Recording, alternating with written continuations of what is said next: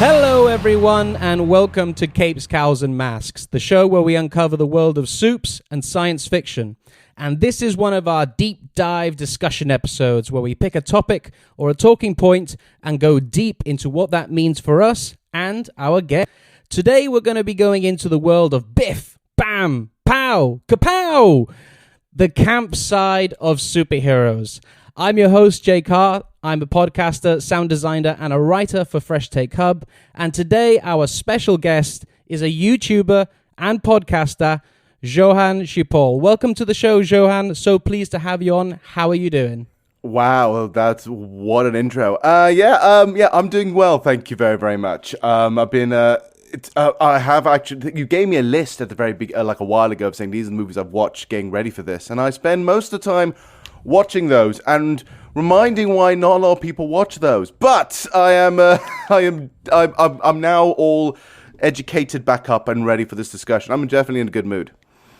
Oh yeah, same. I'm super pumped for this. This is sort of an area that's quite, undiscovered for me. I had a certain opinion of certain films, before sort of going into this and researching. I mean, so like the last time we did a discussion episode on the show, we focused on rated R superhero movies, which currently is a very high talking point within the industry. So today I thought, for the next one, let's look at the completely opposite side of that. Let's look at the cheesy, the camp, the one could say the trashy. Yes, talking, very much so. A genre, a style that seems to have been lost to time, I think. But before we get into sort of all of that, I wanted to get your opinion, Johann, on what does camp mean to you? Because when I was researching this, I found, growing up, I had a very specific idea of what camp was, and I was incredibly wrong. And after all this research, I found out that it's actually so much bigger than what people perceive it is. But what does it mean to you? Okay, well, camp to me is camp is a style, it's an attitude, it is something to me when I look at it is understanding both your past and knowing how to turn that into something that is very like a weird look on it in a modern take. So for example, if you look at campy movies, the whole definition of camp to a point is referencing old stuff and making it over exaggerated, ridiculous pomp and circumstance, right? If you look at TV shows, something like RuPaul's Drag Race, that's the best example, right? Where people are like, they're doing, like, it's not just a dress, right? When they're making dresses, they're not just making a dress. They're making a statement with everything in it, and also for some reason there's a door in it. Sure, why not? Because you can, right? And that's what camp means. It's designed as a way of getting something that seems rather stale, exaggerating it, or adding that little extra flair as a form of expression. So that's when, if we want to start looking into, and that's when I see it for me. I see camp as a way of being, a way of expressing yourself in the most loudest, silliest, maybe sometimes crassiest way possible, and hoping that it sticks. I mean, that seems like a pretty accurate description, judging from some of the movies I watched to sort of research this. And I mean, for me, it was weird because growing up, I was really unaware of what camp was. Like when I was sort of watching maybe the Adam West Batman 66 show, or the Joel Schumacher Batman films, I didn't perceive them as camp because I didn't really know what that was at the time. For me, I just thought that this was cheesy, it's childish, it's too over the top, and I think it probably just goes into more my taste, that I prefer things dark and gritty and serious, the sort of thing. So we'll talk about that a bit later on in the episode as well. But so I always sort of looked at it as, you're not taking these characters seriously. I take these characters seriously. Why won't you take these characters seriously? And then, growing up, I sort of maybe associated camp, wrongly I might add, to people's mannerisms and how they interact or who they are as a personality. So, but it's really interesting after, like I said, all this research to, like you said, it's actually a style, it's exaggerated, it's meant to be like that, it's purposefully meant to bring some joy or light into a rather stale product, as you said. One person I did some research on who had some really cool things to say about it was Susan Sontag.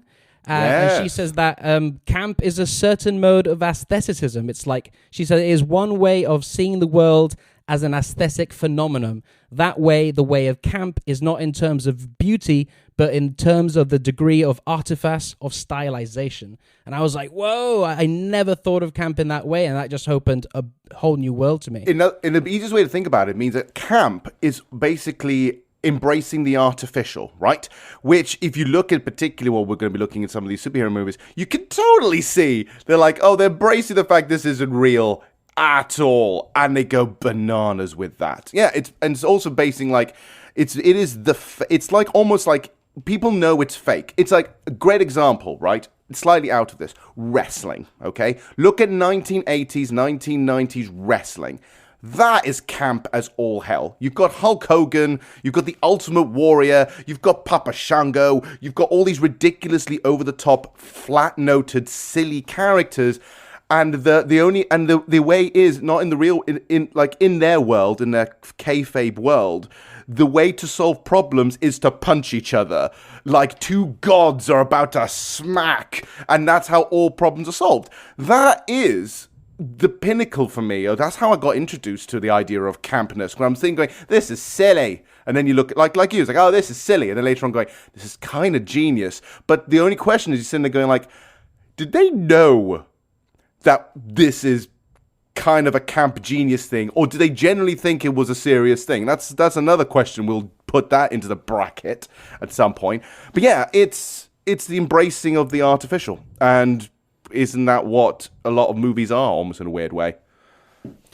Yeah, I mean, it's interesting because, like, people mistake, I think, when something's done camp naively or camp intentionally as well. Do you know, I mean, Joel Schumacher, for example, I'm not too sure exactly what the intentions were there. Like, I know there was studio mandates and all sorts of the rest of the stuff.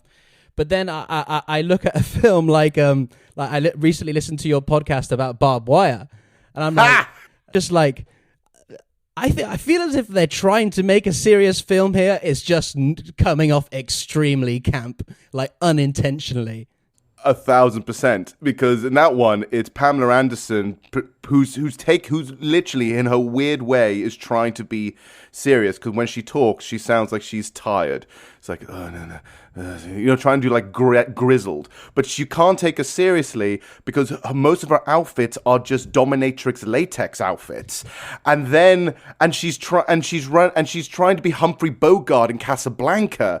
But then how can you take her seriously if sometimes she'll just flash her boobs for no reason? So it's this contradictory pounding at each other. And then see, I feel like that's definitely an example of camp unintentionally, right? Because it is the idea that when you look at it, the artifice is like, it's dated, it's out of whack, it's clashing of it. That can be unintentional. When it's camp for the real sake of it, you can see the artifice is more on there, it's more on display. Like you mentioning the Joel Schumacher Batmans, I think that's intentionally camp, because I think the more, especially with Batman and Robin, the more we got into that, you can see how that was all coming out on display.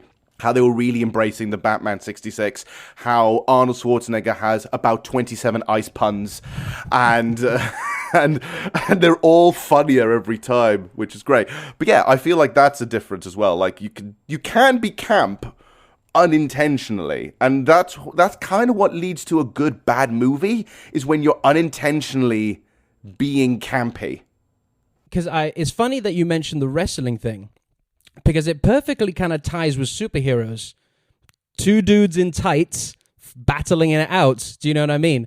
And in a way, superheroes and wrestling has, in a way, somewhat been portrayed as this very masculine thing, men and testosterone, and, but at the same time, that's campy. But then camp has also been associated with maybe a lot of stuff within the LGBT community. So what's the correlation there between both those things? Well, the thing I believe camp as a movement really started to come out, I feel, like with queer culture, because it was a way of them, it allowed them to express themselves without maybe fully coming out as queer. at the beginning of states, or also as a way of them expressing themselves when they realized they felt comfortable enough to come out as queer. They would go out and just say, here, you say, you like, it's almost like a way of saying, you silenced me for so long. So now that the zip is open of the bag, I'm going to fireworks display and everything, right? So I think it always came around that. I think this is why for a lot of people, especially like people who didn't really like get to know a lot about it at the time, and even myself and everyone else is like coming through with that, that you always associated camp as just being sort of like a homosexual, queer, or anything of that nature, when really it's just them embracing themselves as a means of expressing it. It's not saying like, oh, because there are camp people who are heterosexual, they were cisgendered. There's nothing like that. They just like campy stuff. But that's the thing. It's like it's basically just a method of expressing yourself and being bigger than life. One of the tribes of Atlantis broke off and settled here when this region was still an inland sea. When the water dried up, they perished along with it. Perished? Yeah, that's terrific. We're getting close now. Oh yeah? Close to what? Dying of thirst? Close to getting punched in the face. Look, Fight Club, I know you're new to how things work up here. Why don't you look around? We are lost. You see that over there? Hey, what is that? Nada. This place is a wasteland. I mean, you're the master, it seems, at like trash films. What with your podcast, the Trash Tapes, you seem to pour and love these films. I go back to listening to your Barbed Wire episode, and the moments within the podcast where you and Edward Harvey are watching the film. You're just so excited. Like I can hear you that this is so bad, but you're also just having the best time of your life. So how do you enjoy these films so much when generally, like, especially camp superhero movies are seen as like a lesser quality? Like, what's the difference between camp used as high art or trash film, and like how can it be utilized in both ways? Okay, so that's a good point. So let's say trash movies, right? So the reason why we nicknamed it trash on there because realistic, it's good bad movies, right? So we're talking about things like The Room, we're talking about things like Barbed Wire, like I mentioned. We did Batman and Robin. We've covered movies that are just perfect combination of trash. Samurai Cop, which is great. And which other ones we recently did a trash film? There's all these kind of movies which are just, they're so bad they're good. It's the right combination of really, really well done and really, really bad, right? Now, the thing is, you can do it in both ways. One of the best bad movies ever are movies that are almost, they don't know they're making a bad movie, right? They are sort of there, and they're generally thinking they're making high art when really they're not, right? That's why Barbed Wire for me really hits me in the spot. That's why when you look at The Room with Tommy Wiseau, when you think he was really, this is a drama? Like really? How's your sex life? That's a line? Really? Okay, we'll run with that, shall we? What's with the American football's been thrown around, right? But the thing is, but the point being with those is that there's a weird sense of sincerity in them, right? Which I feel like works. A bad movie, just for the sake of being a bad movie, or they're trying hard to be campy or silly or over the top, when they're trying too hard, that when you can notice it kind of sucks. Like, this is why I really don't like the Sharknado movies, because I feel like the Sharknado movies, it's like they know it's rubbish, and so they're just going to embrace that it's rubbish. But then by that point, you're missing the fun, right? Now, let's look at superhero movies, for example. Superhero movies have always been seen a little bit as a combination of low art and high art at points, right? Like, people think like, oh, this is stories about wonderfully big, wonderful big people. Like, these are superheroes, they're gods among men, right? But then you're always remembered, this was technically things for kids, right?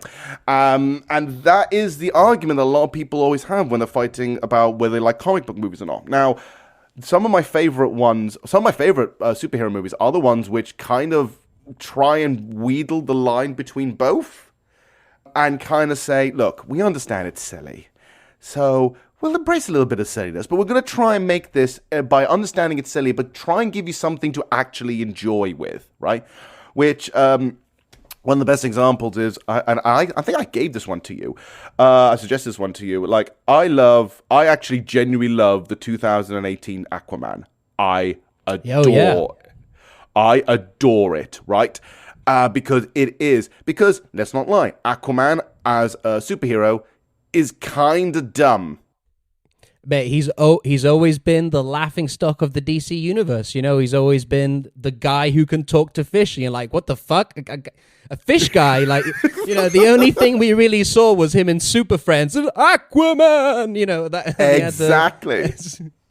It's basically the sort of thing they go like, well, you know, because eventually later on, like in the 80s and like in the 90s in the comic books, they say like, you know, he really is. He is the king of Atlantis. He's grizzled. He grew a beard once. At one point, he had a hook hand, right? Yeah. Yeah, they're trying to make him grizzled, right? But then that's not fun anymore. Like, no, you know, don't try and make him realistic and cool. It's like same with Superman to a point. Superman is the most OTT superhero of all time. He has nearly every superpower under the sun. And as the comics went on, they added more superpowers because it was convenient to do so. And that means nearly every superpower. And on top of that, he's like, again, silly thing again. It's like, oh, so his home planet, the rock from his home planet can kill him. Sure. Okay. Comic books, man. Comic books. And so that's what I mean. I like comic book movies where to a point they understand that comic books are weird. And so let it be weird. And Aquaman, I think, really embraces its weirdness. Come on, there is an octopus that plays the drums. I always point that out, man. That's you got what's her name, Mera, in that weird jellyfish outfit, and it's just yes, you know what I mean. There's a gladiator match happening with flames shooting out in underwater, I might add, and you're just like, this is just fucking bonkers, and I'm just all here for it. And it's also funny that you mentioned this film because, you know, Zack Snyder cast Jason Momoa as Aquaman to be this dark, grizzled king of Atlantis warrior, and then James Wan just brings that grizzled guy and goes, you know what, I'm going to make this film the most bonkers and camp DC film you've ever seen. And it is, and I argue is one of the better ones for it because it just embraces how dumb it is. And yeah, I mean, like, and the thing is, it's even weirder because the serious tone underneath that is in Aquaman is the whole, it's almost like Game of Thrones but underwater. So if you say like that, it's like, it's Game of Thrones. Ooh, that's serious. But it's underwater. Okay, now you're being silly. All right, and then you're adding extra bits like, and then you add famous actors in there, which you didn't expect, which makes it even campier. Like, you know Dolph Lundgren's in this, but I didn't know Dolph Lundgren with his floating hairdo. That was just gold. The weird CGI hair they do for the floating underwater thing's hilarious, right? But you're sitting there going like, okay, so when I was watching this in the cinema, going, that's Dolph Lundgren. What's with you with the weird mullet thing? Okay, sure. And then you had Willem Dafoe doing his thing, and he's doing training on the beach. And you're like, sure, okay. And then and then at the end of it, the big fight at the end with everyone.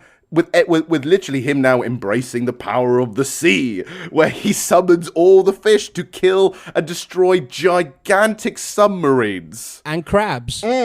Don't forget the crab army. Oh god, this giant crab army, wasn't it? That was ridiculous. But yeah, it's that to me is what. This is the thing. I had a really good time because it's using it right. It's camp as far and high art in this point, to a bit of combination of both. It's a mainstream version of camp, I feel, because it knows what it's doing. It knows it's silly, but it's not going to constantly go nudge nudge wink wink all the time. It's going to say no. Have fun with this.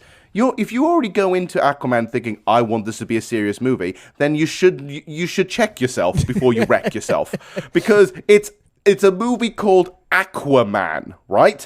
You're not going to go in there and suddenly get Oscar-winning performances about the inner, deeper meanings of the soul. No, you're going to get fishmen fighting other fishmen. And that's the most mainstream side, I think, of good camp. Mainstream side of good camp. When you have trash, we've already mentioned it, high art camp is where I feel like where they start using the idea of overexpressiveness. But it's when you get the weird artsy stuff. Where you're sitting there going like, well, I don't know if I'm not sure, what are you trying to say with this camp? Are you trying to properly express yourself with this camp? Or are you trying to be satirical about this camp? And I feel like sometimes when you watch really artsy movies where they're being campy, at times. Maybe they're not being campy constantly, or if they are being, or they're being campy like in some places. It feels almost like being satirical, and then you're feeling like you've been told off for liking, let's say, by having your lead character being a drag queen with 3 heads, and you're like, sure, but I really liked her. What's wrong? You know, and it's like, it's that kind of feeling. So that's why I think superhero movies have the capability of doing the good kind of camp. And I want to discuss this with you as well. Basically, why are people genuinely scared of that? It's fun. I don't know. You know, it's funny because I think it's just like embedded into our society going back to the 50s. Wanted to bring this up, and that is in the 50s there was a publication of Frederick Wertham's Seduction of the Innocent, which was a book which basically attacked comic books for being, you know, corrupting and influencing children to do drugs and crimes and, you know, becoming homosexuals. All this, you know, it's all bullshit basically. You know, the same old man yells at cloud argument. But you know. But unfortunately, this book then brought in the Comics Code Authority, which was a terrible time for comics because they were heavily edited down. They had to be sort of, you know, you can't show this, you can't show any sexuality, you can't show any violence, you can't show, you know, all this sort of stuff in place. To the point that that's in a way why the Adam West 66 show turned out as it did, because the comics being published at the time, you know, weren't showing any more serious type of nature. It was a very, you know, be good and drink your milk sort of stuff. Does that explain basically the Silver Age of comics, basically? Basically, yeah. So that's the Silver Age. We're basically because the Silver Age. I'm reading. I'm going back and sometimes reading a couple of Silver Age comics, especially from DC. You're sitting there going, "Man, these got weird," because it couldn't be serious anymore. So they had to be weirder.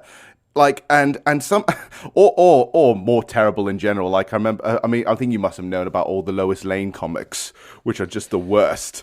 Yeah, they were. Yeah. And then, you know, all of a sudden, you know, Wonder Woman's all tied up in bondage and stuff, and you're like, whoa, what's going on here? Like, yeah. And then, was it the Silver Age that brought Wonder Woman's invisible jet? I think so. Because they had to say, like, well, right, we need to do more elaborate adventures, but we can't do like anything fun. So what's fun? And this is where this also kind of in a weird way, because they were limited. Again, idea of expression. Because they were limited in what they were able to do because of big restriction, big companies and everything else, and everyone else saying, "Ooh, don't corrupt the children." They said, "You know what? Let's be stupid. And we're going to express ourselves and also express how we don't like being repressed by coming up with incredibly dumb ideas and taking it and really pushing it." And seeing how much they were able to push these silly ideas. For example, like, especially if you look at the Batman 66 TV shows. I was going to say, Joanna, I was going to bring that one up because that is a perfect example how that was, you know, pitched and created as a comedy show. Yet at the time, you had no canned laughter, which was, you know, a surprise for a comedy show. Adults could watch it and find the comedy, but kids would watch it and go, whoa, you know, they took that shit seriously, that show. Yeah. And even the dumb, really, really dumb, like, supervillains that were only exclusively for the show. Like, I think, like, for example, one of my favorite villains of that, because he was so campy, I think was the Pharaoh, where it was just a guy who King Tut. King Tut. And it's just hilarious because it's just like, it's just a guy dressed up who thinks he's an Egyptian Pharaoh. Sure. And you can see his lair was full of, like, dancing girls, and it was a pyramid, and all the traps were really over-elaborately Egyptian. But again, bringing back the idea of bring something old, turning into something new and fun, and expressing, and also at this point, like, the adults will be sitting there going, "Oh, this is so dumb. Like, what, a pharaoh? Really? In this economy?" But yeah, it's I think it's basically the writers were put into a corner when the comic books came out and said, "Right, I've got to do this." And then when the show came out, that was around the time of the Silver Age anyway, so comics were already this silly. So they said, well, why can't we just make it this? If Batman can now have, it's like, I can't remember all of them, but there were so many weird villains and things like that at the time. Oh man, one of my favorites was Egghead, just because it was a guy with a bald head, and he just had eggs everywhere all the time, and he always used to just say egg puns. Because why not?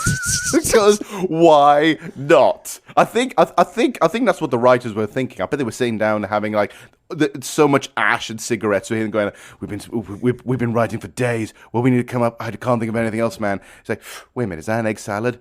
It's egg salad. Eggs. Yes, we've got a villain. Eggman. Fucking Eggman. Egghead, sorry.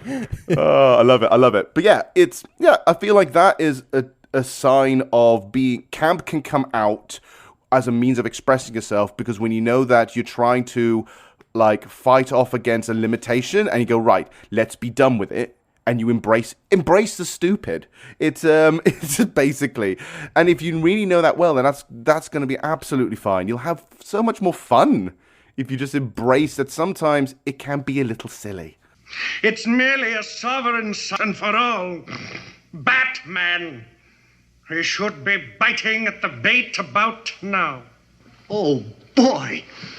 All hail to King Tut, great faun of Thebes, nemesis of the Nile. Thank you, Grand Vizier, thank you. I wanted to go to the 90s because this seems, because obviously, like, the comics-wise, 90s was already a weird time for comics. Like, it was getting, like, you thought the 50s and 60s was outrageous. Like, the 90s, they were just doing weird shit for the sake of it. You know, it was the start of indie comics and all of that sort of stuff. But on the movie front, Tim Burton had just done, obviously, his Batman films. Batman Returns being quite dark, that is actually my favorite of all the first lot of Batman films. I absolutely adore that film. Warner Brothers were like, we can't do this. We're not selling toys. So they hired Joel Schumacher to do Batman Forever and Batman and Robin, and this goes to what I mean, like they're doing camp for the wrong reasons. So I wanted to see if you could maybe elaborate on that and like doing camp for the wrong reasons. For like marketing, selling toys, all this sort of thing, and maybe misunderstanding what the Batman Adam West show was about. I think it's a weird thing because I feel like it's a combination of both. I think Joel Schumacher legitimately really loved the Batman 66 series. I genuinely think he loved it because you can see it on the screen. It is all the puns, it is the bright colors, it is the silly gimmicks, and I get that. But I feel like what we just talked about with Batman 66, it's the idea that the writers were done it because they were limited, they were restricted to do that, right? They weren't forced to do that, they were restricted, right? So they had to think of stupid ideas because they couldn't use all the fun ones. Here, they could have gone wherever they wanted, and that's because. But it was, but the studio was saying, look, we can't have Michelle Pfeiffer again. We can't do that thing again. That was too kinky for kids. Why is the Penguin an actual bird person? Biting people's nose off with blood spurting out. I know. And the thing is, I think that because they're thinking they can't sell toys and they can't merchandise this in McDonald's. So you can't do that shit. So I feel like they said, well, I feel like Joel Schumacher already, a lot of his work prior to this had a level of camp anyway, right? So if you look at any of his work, Joel Schumacher did The Lost Boys, and that is campy. It's almost a pinnacle of pure 80s cheese, right? And it is campy because it's the vampires are not just vampires, they're the coolest vampires. But they're not even regular, it's not even what you think is cool, it's what Joel Schumacher thinks is cool. And I don't even know if that was even cool then. Like for example, in Lost Boys, the guy who's topless, covered in oil, with leather pants, playing the saxophone, right? Which apparently he's still working. Good boy. So the thing is, he already had a camp aesthetic in his head.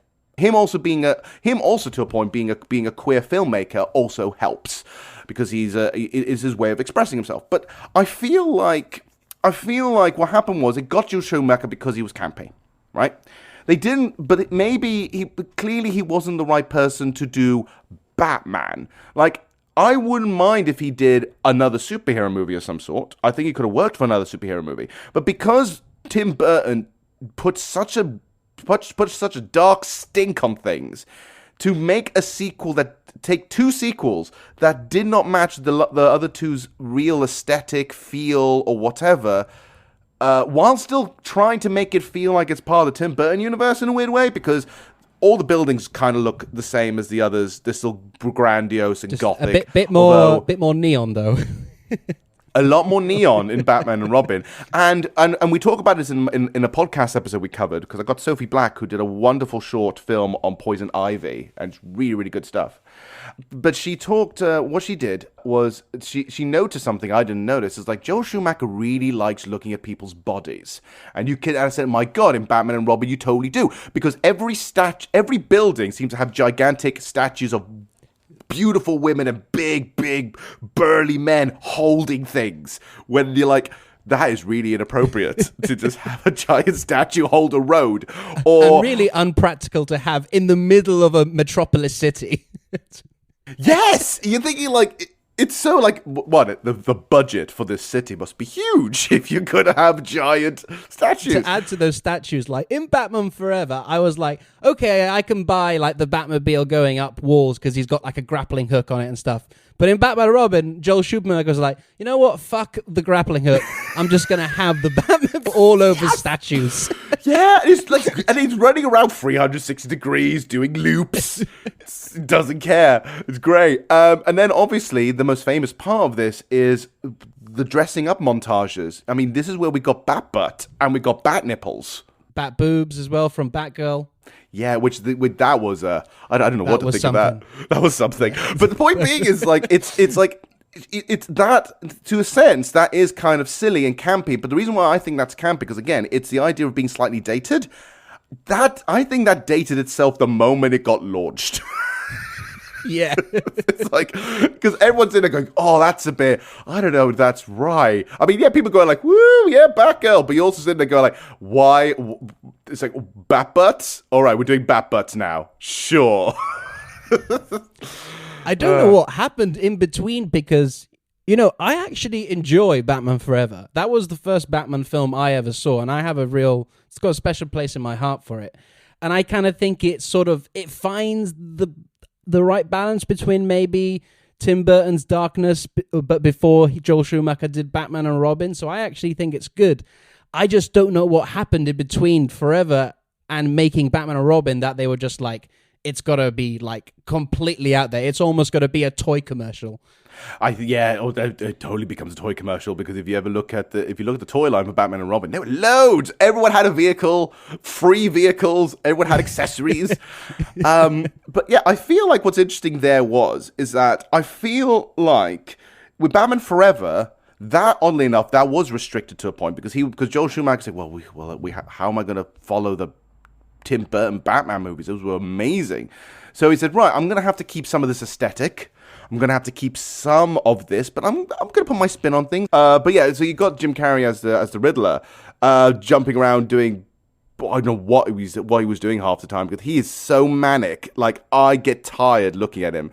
But I think you might notice already, but famous story about this is Jim Carrey on the set wasn't very liked by a lot of people. Apparently, he had way too much energy, and especially Tommy Lee Jones. Yes, he hated it.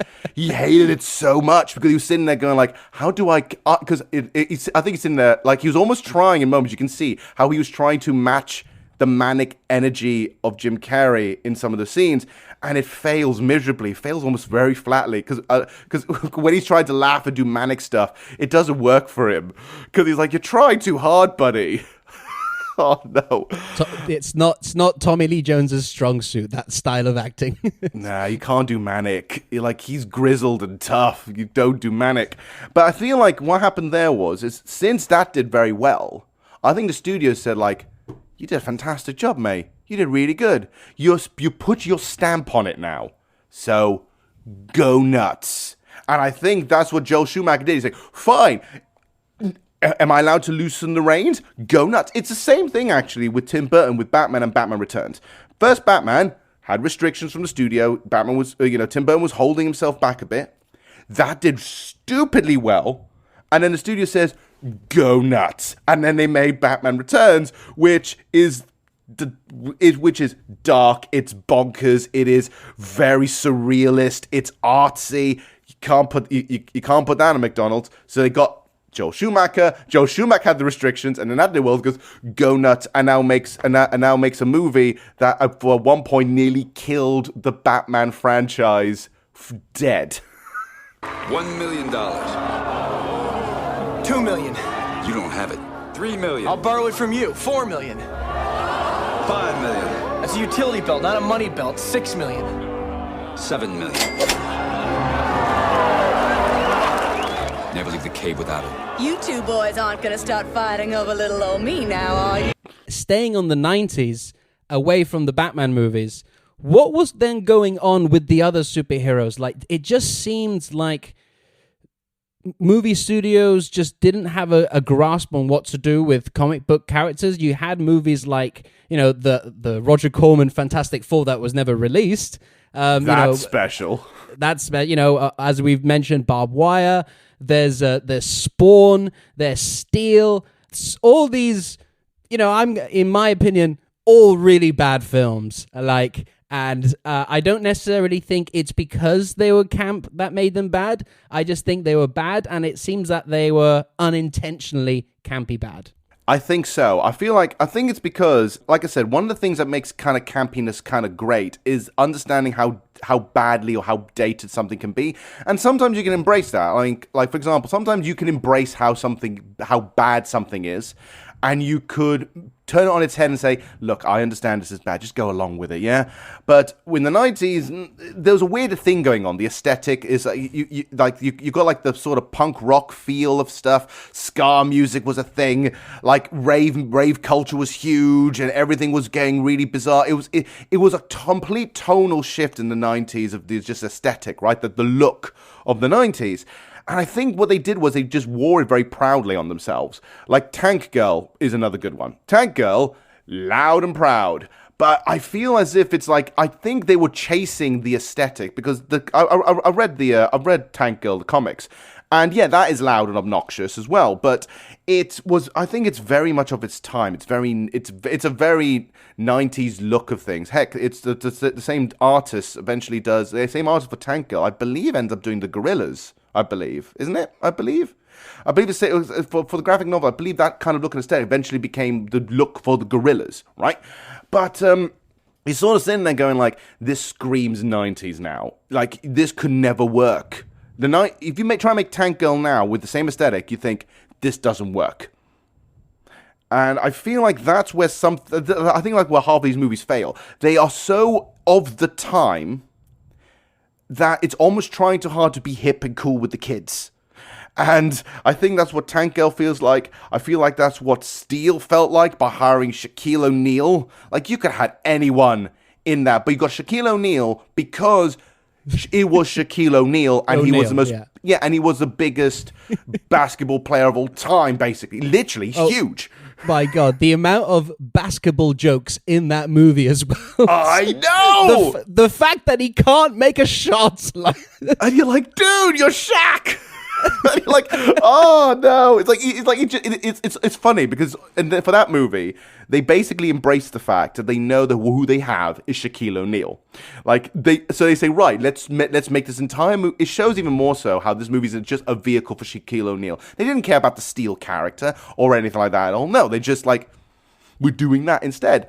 Spawn. Oh boy, Spawn is edgelord the movie, but tries really badly to do so because the comic. I never liked Spawn as a character. I always found Spawn to be a bit like I said, edgelordy. It's a bit like he's like, look, I'm dark and grizzled and grr, and it's a bit too grizzled, right? But in Spawn, they're trying to do that, but because of the character design. Because of having because you have the clown character as well, he's just big. John Luziano. Yes, yeah. He's doing that, and then on top of that, what the hell are they doing with the CGI cape? Like, what is that nonsense? Mate, that's not as bad as all that CGI that's going on when he's in hell, and there's that talking devil dog. I know, but this is the thing, like. for me, it's we're laughing at it because it's funny, but at the time, they must have thought, there's the thing, even at the time, they must have said, going, that's actually pretty bad. It's not, it's 1997, but yeah, because it's like what? Like, there were already really good CGI movies out there, so they already knew this was bad. But the problem was, Spawn didn't lean into it enough. If Spawn leaned into it more enough and say, like, look, we get the CGI is really bad, just go along with it, and we'll even poke fun of it a little bit, because look at the cape, and just, devil dog. Oh, what's this weird thing? We have a farting clown, run with it. I think it never does it because everyone's taking it way too seriously, but with lack of sincerity, because clearly there was no like real sincere love for the character here or anything, which makes it fall flat. Same goes with Steel, and same a little bit with Tank Girl. Although Tank Girl, I think it's got Ice-T as a weird kangaroo person. It does, yeah. And you're thinking, ooh, this could go somewhere, but no, it doesn't go. It needs to go a little bit further enough. It needs to be more you should be using it to express yourself, to do something more fun, quirky, and unique, and not a means of just trying to sell a product. And I think that's what a lot of the 90s felt like. They were cashing in on not dated stuff. They were just cashing in on the now, which now it's campy to us in the 2020s, because we're sitting there going like, God, you can only have made those movies in the 90s because those were bad. It comes from a lack of knowledge and respect of the source material 100%. from the movie studios. They during the 90s, and I've seen Kevin Smith talk about it when he was writing his Superman movie with Tim Burton. What a story. Yeah, that's a fantastic story. If anyone hasn't seen the documentary The Death of Superman Lives, go watch it, because it'll change your life of what we could have had. But anyway, I digress. Kevin Smith goes on to say that in the 90s, movie studios were like, well, that's the comics. We're not going to look at the comics. You know what I mean? Those are funny books sort of thing. So it was their bastardization and image of what the comics should be when not actually looking into the comics. So they think, oh, comics are funny books. They should be campy and pulpy and all this sort of stuff. And then completely missing the point of what campy means within the comics, I think. Yeah, and I think this is what they did here as well. It's like with the 90s stuff, particularly with Spawn, Steel, Tank Girl, even Fantastic Four and everything else. Fantastic Four is a very different kettle of fish. But if you look at those ones, you clearly see they didn't sit there and properly read through the comic, right? Or understood their motivations. Although with Tank Girl, there were really nice moments from the panels, but that felt like we're just putting it there.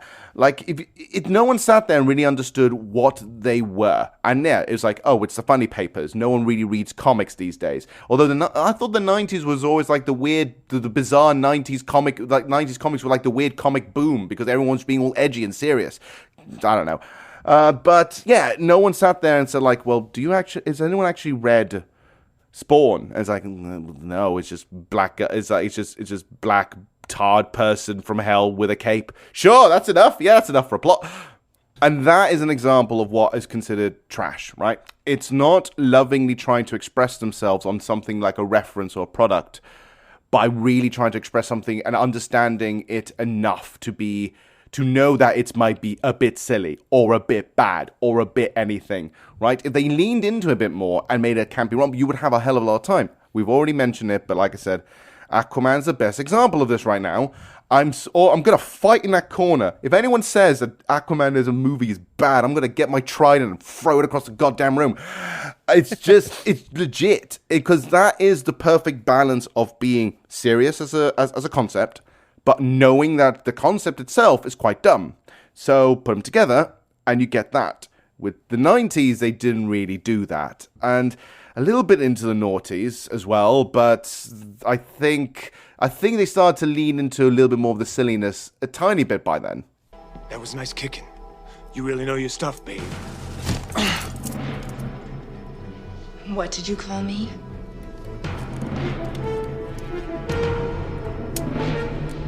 Don't call me babe.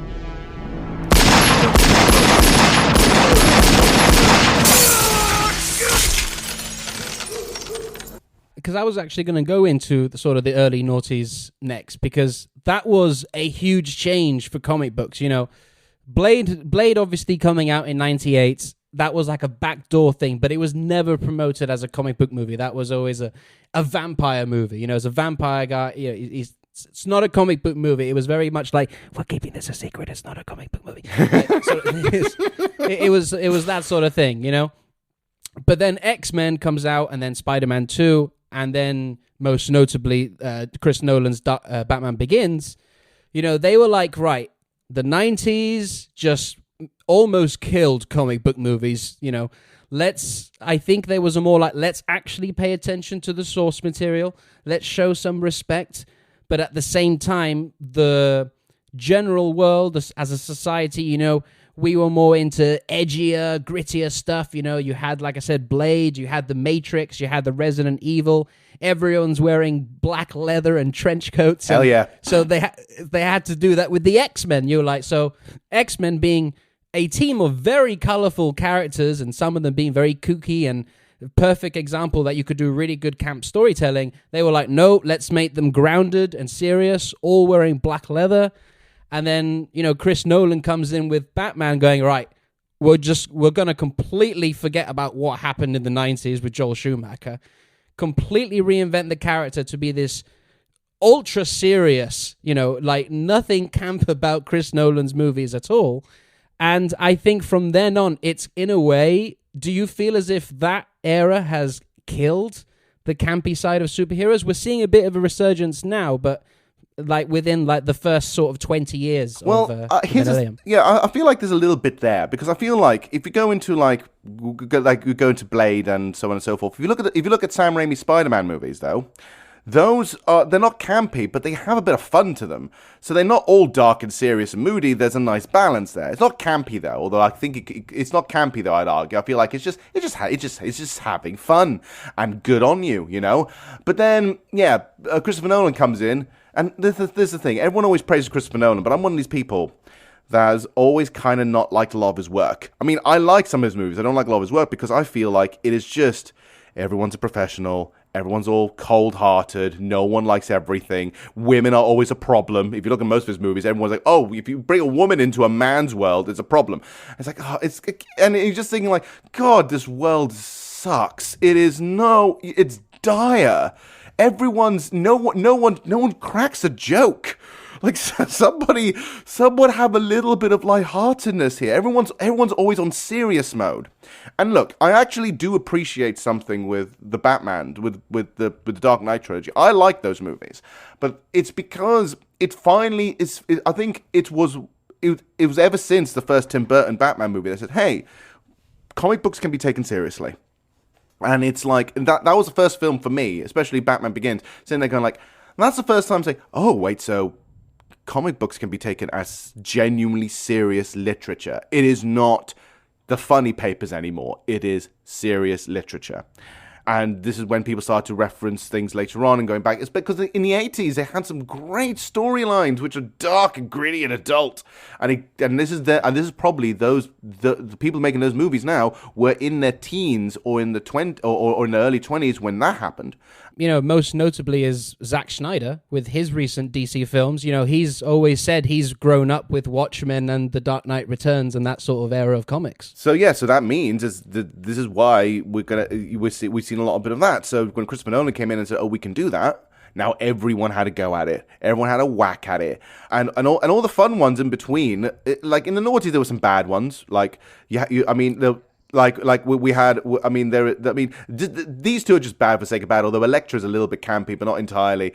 You have Daredevil, Elektra. Catwoman is full camp, though. Now, here's the thing. The way the filmmakers were trying to express themselves here was, I think, in a weird way, it was almost, again, trying to rebel against the system.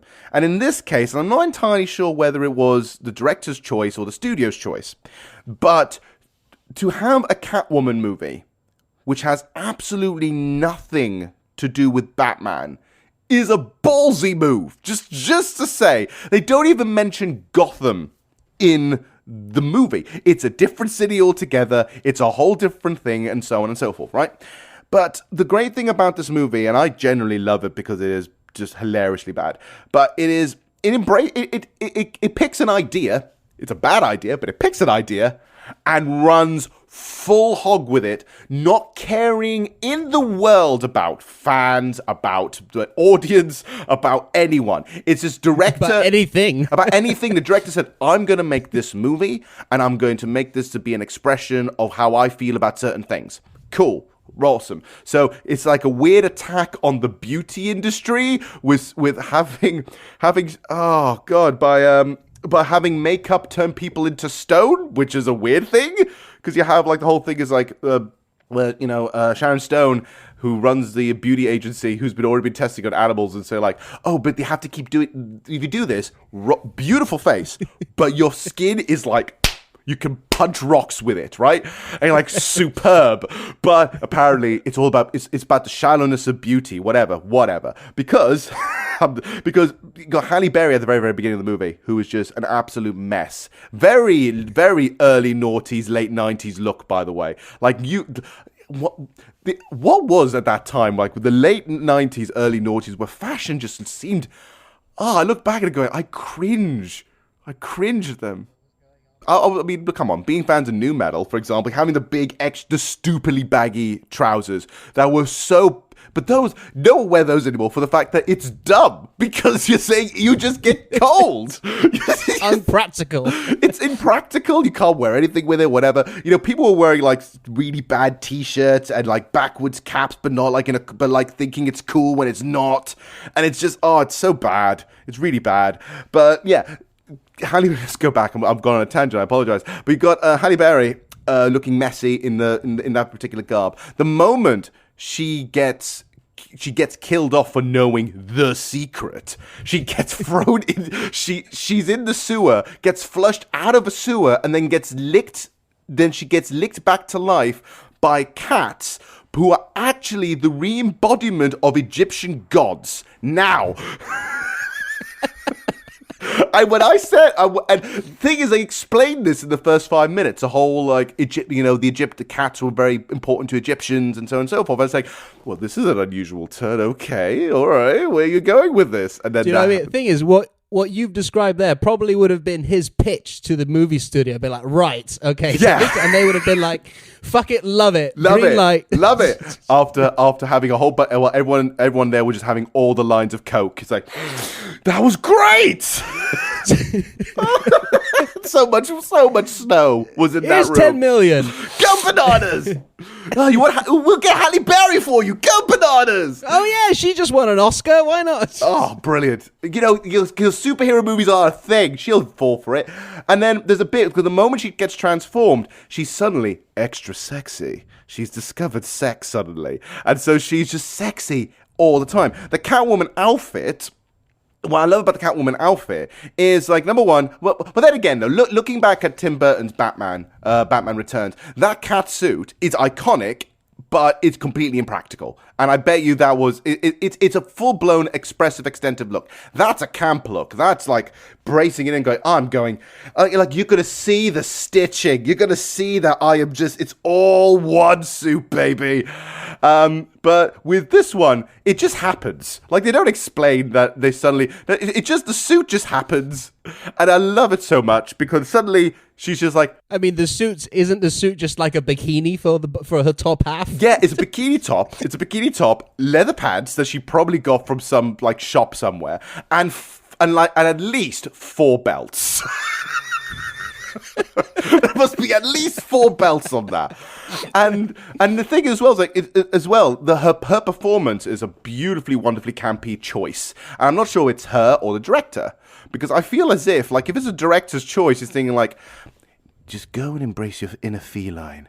Go and embrace it. Like, my favorite scene in that entire movie is where Halle Berry goes to what seems to be like this kind of shaman lady or some kind of basically like a medicine woman, but actually she also understands about the spirits and stuff like that. And then it turns out there's one bit where she grabs a piece of catnip and she goes around Halle Berry's face and she's stroking her face. She's like, oh my goodness, oh my God. She's like, that's just catnip, you know. It's like, and so she embraces the full feline meow meow thing. And I just say, oh my God, that's a choice and I'm proud of you.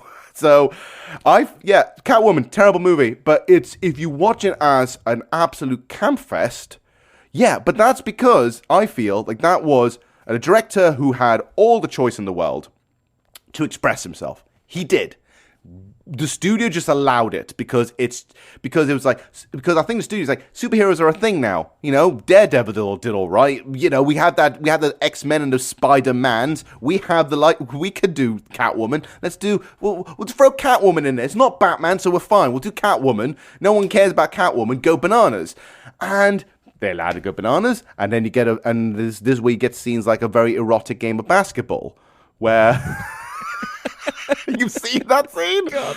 It's like, one, there's kids watching. Two, like, all she is doing is grinding up against him while doing cool backflippy things to dunk. And you're like, you might as well just fuck. I know, that's all I would say. But I said that you might as well just make out right here on this table and just go bananas. That for me is a good. That's actually, again, that's a good example this time of camp. But this time it's example of bad movie camp done surprisingly well, because unintentionally so. This is all unintentional. But my God, was that a choice? But that's the thing. I think that was the last campy movie of superherodom before Christopher Nolan steamrolled in and said, "Hey, we can't have any more of these. Here's my Batman. Serious, come in." Although although The Dark Knight Rises has moments where I'm sitting there going like, that's a choice. It requires some leaps in logic at times, but hey, you know. But comic books. Yeah. But this is the thing. I feel like because the first two were so solidly grounded, even with some giant loopholes, in the third one they're allowed. I think it's almost like, oh, he's earned it. he's earned it. The other two were really good. He's earned a little bit of like continuity errors, or what the hell was that prison pit for? Where was that prison pit? How did he get to Gotham so quickly from the prison pit? What the Bane? Sure, that's a choice. Why is he British now? I don't know. We're running with that choice. Sure. I think it's just run with it now, because again, studios thinking like, you know, it's fine. But sometimes camp comes through when the directors don't get checked, right? But that's where the weird, like, unintentionally camp stuff comes through, because it's like there is a choice, and it might be a bad choice. It's all right. Tell me, please. No, really, I'm late for work. I'm sorry. I shouldn't even. You should come back anytime. I'm always here.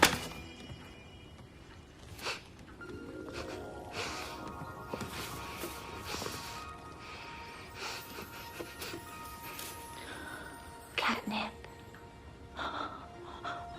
This is one of the questions I wanted to ask you. Like, are superheroes in their very nature camp and queer, though? Because as serious as the Dark Knight trilogy is, it's still about a guy dressed up as a bat running around, beating on a guy with clown makeup. It's definitely someone's kink. But yeah, I feel like our thing is, yeah, are superheroes naturally campy or queer in nature? And I think, well, if you break it down to its fundamental basics, and then you try to explain it to someone, yeah, it is. You know, it's the idea of the superhero outfit feels like it's their way of expressing themselves loud, proud, and quickly, right? Because, you know, what's the best? For example, let's go back to Catwoman for a minute. What's the best way to show that you're a Catwoman? You look like a cat. Okay? Look like a cat, yeah. Yeah, you know. Same with Batman. Give him some pointy ears and a black cape. You know, I'm now a bat. Yeah, exactly. It's the way of expressing yourself, right? And the more and the weirder the superhero or villain is, the campier the outfit is. Like for example, I've recently watched The Suicide Squad. And the trailer for that. And I am so excited for the Suicide Squad trailer. And two things come into my head. And I say like, oh, these are great. So number one is like, it's Polka Dot Man. What the fuck's Polka Dot Man? But you know it's Polka Dot Man, even if you've never seen Polka Dot Man, because it is a man dressed as entirely in polka dots, throwing fucking polka dots. So you're like, there's King Shark. It's a shark. It is literally a shark Although I love this version of King Shark because he's he's voiced by Stallone. And and the thing is, I didn't know it was Stallone until he said hand. I know it sounds really dumb because he has a few lines in the thing. It's like, that's not, and then he goes, hand. It's like, yeah, that's totally Stallone. That's Stallone. but that, see what I mean? It's like in just the genuine way of expressing themselves and the appearance of superheroes as a thing, yes, it is campy. Because the idea of this, like I said, the superhero outfit, you have to sort of proclaim who you are as a person or as an ideology. Even if you look at someone like Captain America, what is your ideology? To someone who walks down somewhere and sees you from a distance, could they recognize you? And for all superhero outfits, I'd say yes. The majority of them, yeah, you can totally say, yeah, that's you, that's you, that's you. I know who you are. And isn't that, say in queer culture, when you're going into like this is, for example, what voguing is. Voguing is a genuine thing where people, where gay men and women will be on the dance floor trying to both dance and pose at the same time to look pretty. So that's expressing, right? That's expressing yourself. Superheroes as a way, as how to fulfill their identity is purely camp. I mean, there's no other way to express how you would do with outfits and stuff. Like, imagine Superman didn't have that iconic look. What if Batman didn't dress up as a bat? What if Polka Dot Man decided to just wear a suit and not be covered in polka dots? Would you know he's Polka Dot Man? No, you wouldn't care. He'd become one. He is now just one of many, but he never stood out. And that's where you are. That's what superheroes always try to do. They always try and stand out in any shape or form. Do you think that maybe now that Hollywood and fans, audiences, maybe take superheroes too seriously? I was also going to say, especially, off the tails of Zack Snyder's Justice League, which is as serious as it now. I don't know your opinions on the film. I really liked it, but that's as serious as a superhero tale you can tell.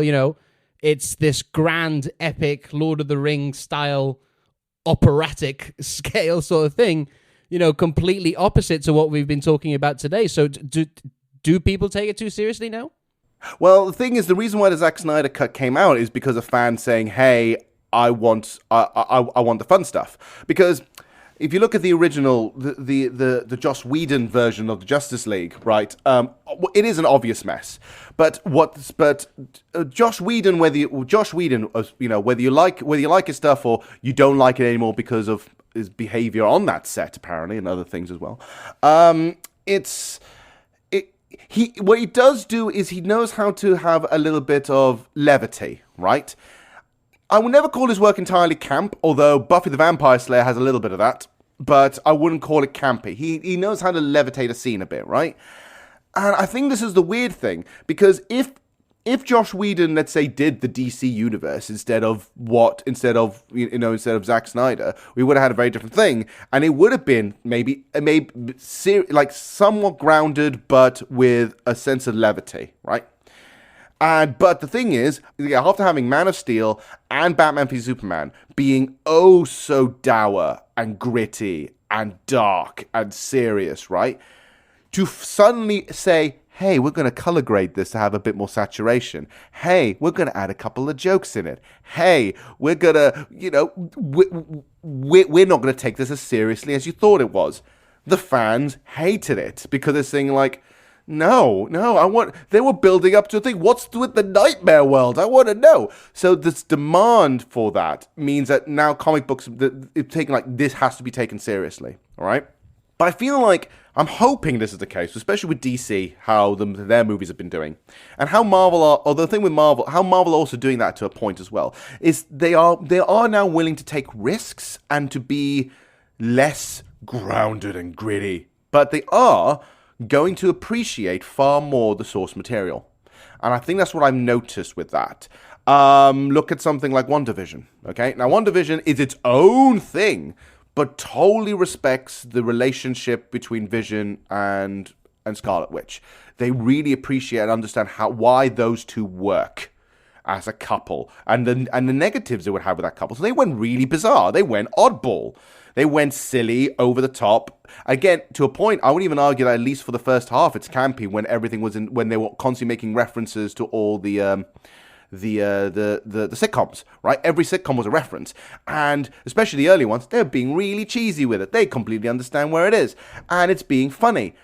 When it starts becoming into the real world, and it kind of loses its fun factor for me. It was like fun, but it at least when it does that, I feel like okay, you've earned it, because at least I know that Scarlet Witch, Vision, and all the characters that you're playing here are going to be represented well.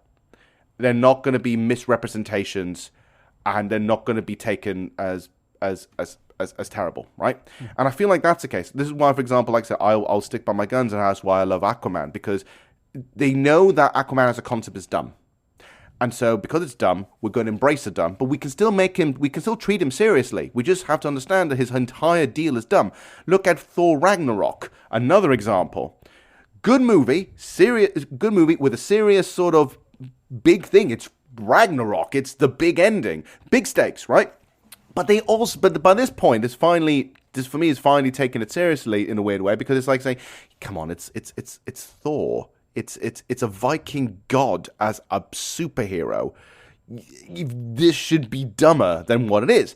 And so that's what they end up doing with that. They embrace the cheese, the silliness. They embraced the Jack Kirby. That's what they did. They did, especially when they start putting in, Planet Hulk, the ideas from Planet Hulk into there, and you're like, oh wow, okay, and yeah, you're having fun. And I feel like finally, I'm hoping that there is a nice little middle ground here, where we're finally going to say, we're going to take the characters seriously, we're going to take the source material seriously, but we're going to understand when it's appropriate to know that the concept is silly, or requires the humor, or requires some campy approaches to it to get what you want. This is why I'm dead excited for the Suicide Squad, because that looks like it's going to embrace how stupid and silly it is, and also the fact that now, I bet you, and I hope when they do more Suicide Squad movies, there's a list. They'll bring out a list of all the superheroes. And that means when you have the list ready, you say, you take this with you and make a bet. Who's going to die?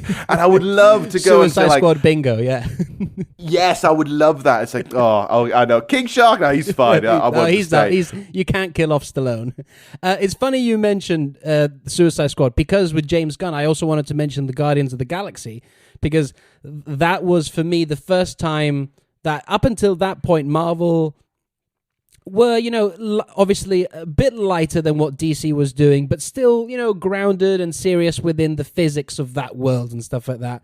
And then the Avengers came out a bit more lighthearted, but still, serious stakes. And then I felt as if the Guardians of the Galaxy, James Gunn, like what he's doing with Suicide Squad, he's like, look, I've got a really weird and campy set of characters here. Like, there's no other way for me to do this than absolutely, I'm taking these characters seriously and this story, but I'm having a lot of fun with it, because how could you not have fun with a talking raccoon and a tree? Exactly. It's allowing the whole idea of camp in general is allowing yourself to express yourself using anything that's either dated, reference, or anything, to allow yourself to have a unique voice out of something that may already have existed. And comic books, you should be able to do that, because the thing you're referencing is the source material, right?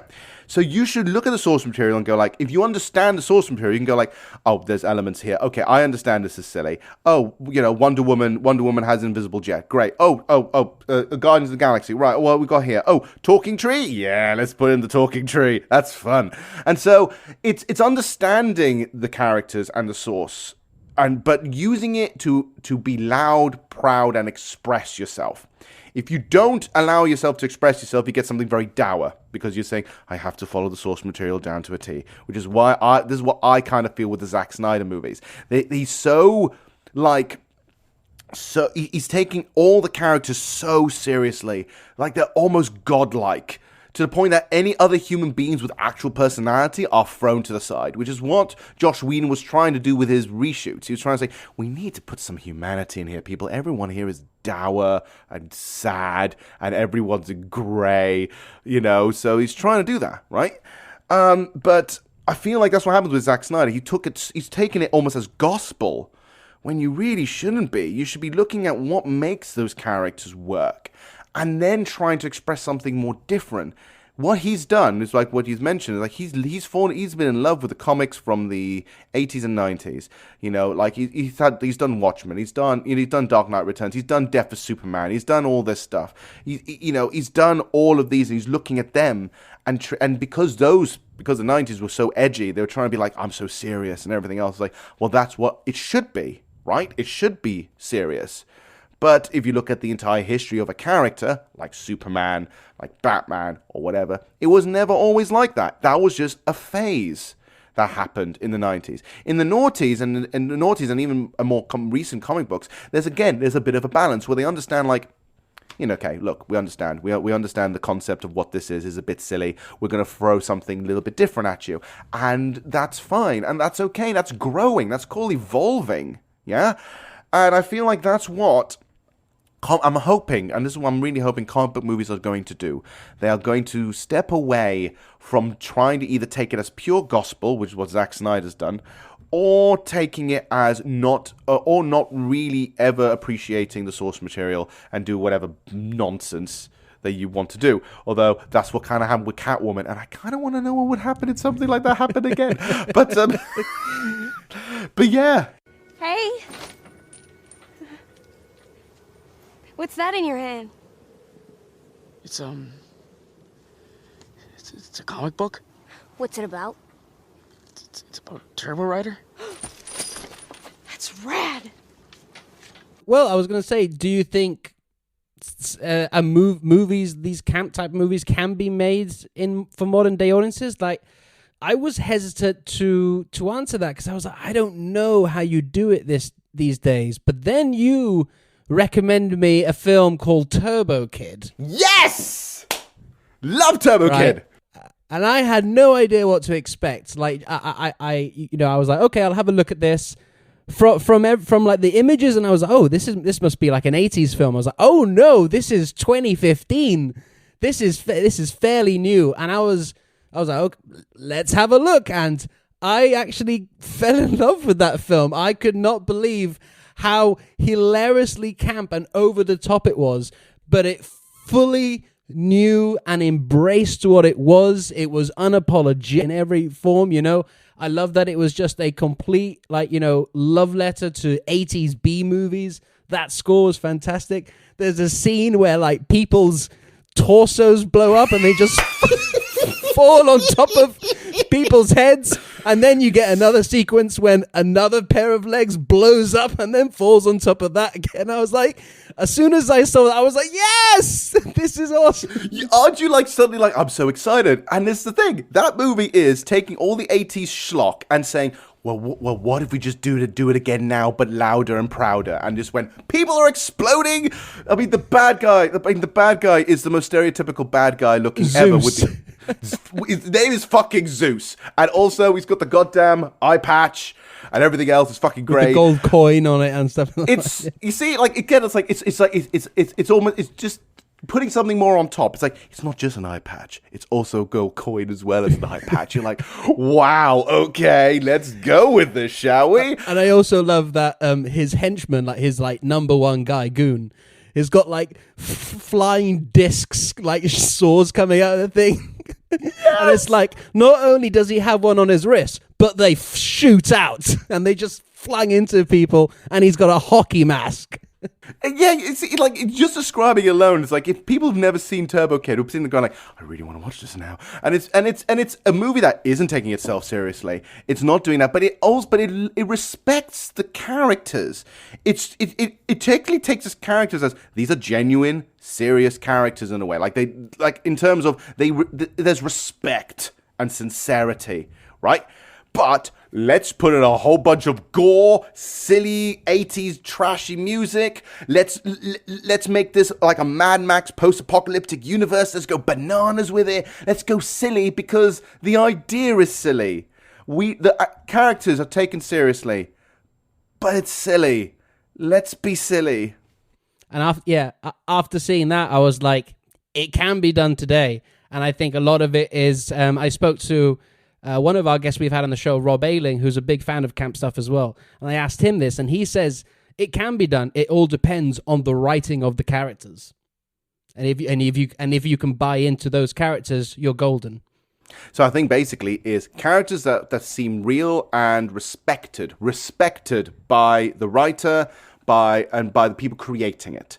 Because if you otherwise you get big messes. Otherwise you get this weird insincerity, and you're sitting there going like, It's kind of the reason why I understand why people we're looking at the Zack Snyder cut.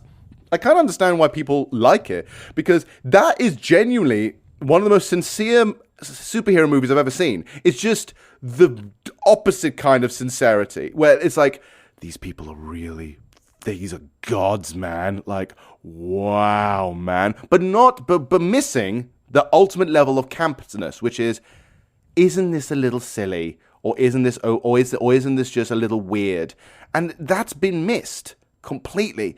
Like, imagine something like this. Imagine the DCEU universe, but embracing more the fact that DC have far more dumber superhero characters than let's say Marvel have. Marvel got some dumb ones and silly ones, but okay, I'm not sure it was Marvel. I thought Shazam was, embracing a lot of the weirdness as well in itself. It didn't take itself particularly too seriously.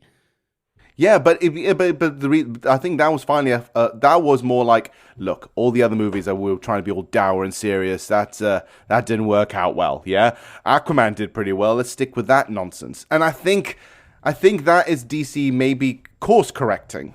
But imagine if they embraced this from the beginning, knowing that, saying like, look, buddy, superheroes are silly, but they're fun, and it's okay to like them. There's nothing wrong to like them. I think that's also the problem. I think when people say like, oh, superheroes, that's kid stuff.